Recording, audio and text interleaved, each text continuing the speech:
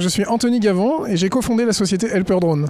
Helper Drone, c'est une société de drones de sauvetage. En fait, le principe est assez simple. Dans le secours à personne, dans les crises environnementales, le temps est le facteur déterminant qui permet de sauver les gens. Et aujourd'hui, on a créé un système qui s'interpose justement entre le moment d'intervention des secours où on détecte un problème et le moment d'arrivée des secours. Là, on envoie un drone qui va très très vite et qui permet de sauver des vies. En 2 ans d'expérimentation sur les plages françaises, c'était une première mondiale. On a sauvé 6 vies, c'était absolument extraordinaire. On a été les premiers à partir sur les plateformes pétrolières avec Total, où on a fait des tests sur l'environnement, sur la sécurité et sur bien sûr aussi des gens qui peuvent tomber à l'eau. Donc la sécurité des hommes, ça reste une base chez nous. Et ça nous a permis d'avoir un succès incroyable partout dans le monde, une vague médiatique monstrueuse pour au final aujourd'hui être leader sur ce marché et avoir fait de la France le seul pays au monde à sauver des gens avec des drones. Helper Drone, c'est ma 5e entreprise.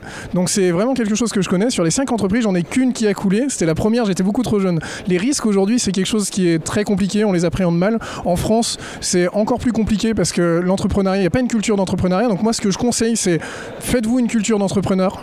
Allez dans des entreprises, regardez comment ça se passe et apprenez avec d'autres entrepreneurs. C'est vraiment la meilleure école, c'est les entrepreneurs.